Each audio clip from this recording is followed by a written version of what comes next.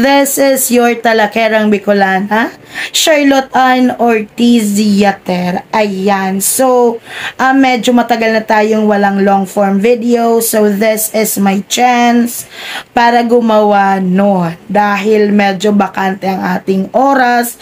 And I am sure na mas magiging busy pa ako nitong mga susunod na araw.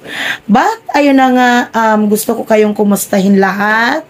Ayan, kumusta naman ang buhay, pag-Facebook, pagre-reels, buhay ng pagtuturn on ng inyong mga professional mode. Anyway, hindi yan ang topic natin for today's video.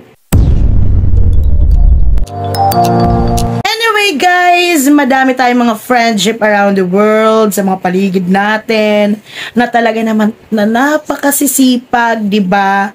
Madaming mga kaibigan tayo na talagang pumupunta pa ng ibang bansa upang makapagtrabaho.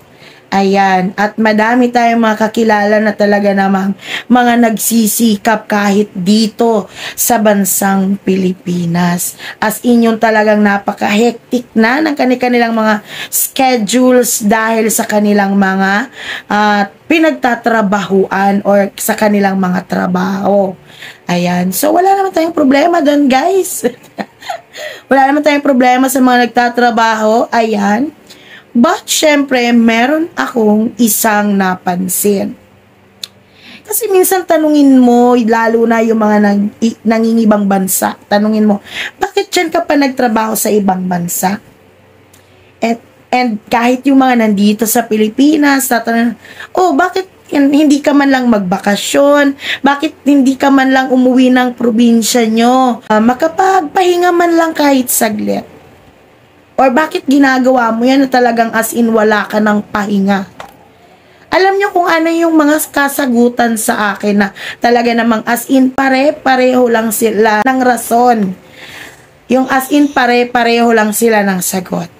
Kaya nila ginagawa yun upang makatulong sa mga mahal nila sa buhay, makatulong sa kanilang pamilya.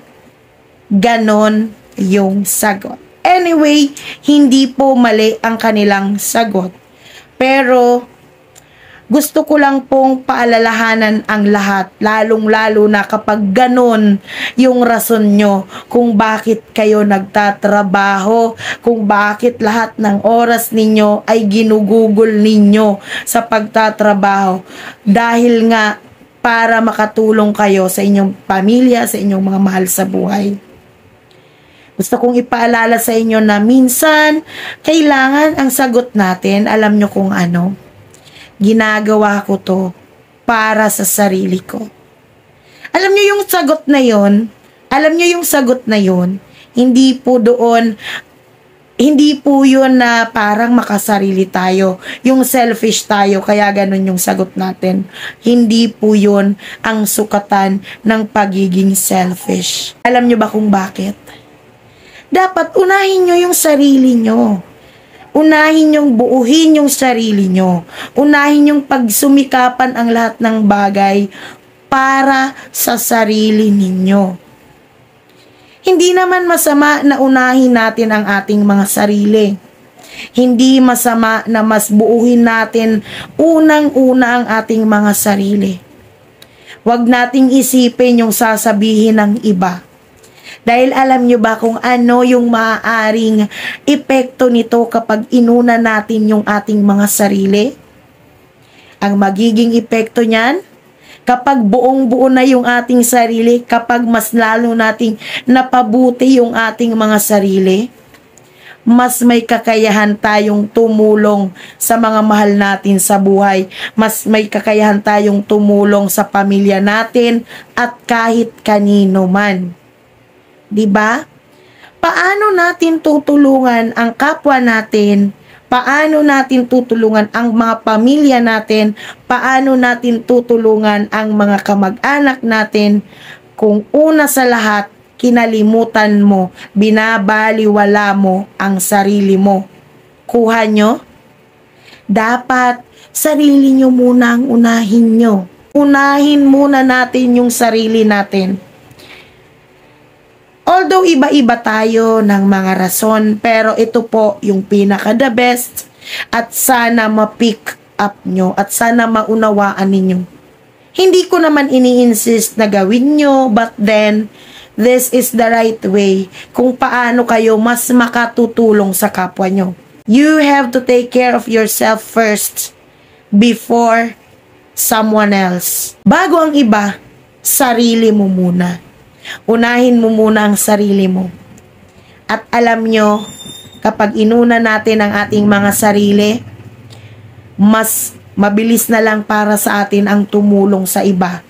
Hindi tayo mapapagod, hindi tayo masasaktan, hindi tayo magsasawa kapag inuna natin ang ating mga sarili, kapag binuo muna natin ang ating mga sarili.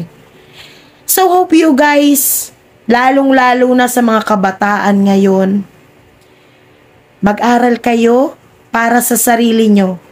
Mag-aral kayo para sa kinabukasan nyo. Hindi upang para lang sundin ang mga magulang ninyo. Ginagawa nyo yan, ginagawa nyo po ang pag-aaral nyo, hindi para sa mga magulang nyo, kundi para sa mga sarili ninyo. Kuha nyo? Ganun lang po yun kadali. Wag po muna natin isipin yung iba. Wag po muna natin isipin yung kapakanan ng iba.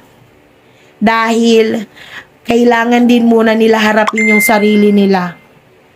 At kailangan din muna nating harapin yung sarili natin. So sana nauunawaan nyo ang gusto kong sabihin. Dahil napakadali lamang po. 'Di ba? Kung ganun yung process natin, mas mapapabilis yung grow up natin. Mas mag-grow tayo, mas mag-grow yung sarili natin. And mas malaki ang chance na mas madami tayong matulungan. 'Di ba? Paano kapag inuna natin yung iba? Paano yung mga sarili natin? 'Di ba?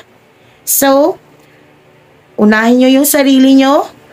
And after that, kapag okay na, kapag may pundasyon na yung sarili ninyo, it's time for you to give way.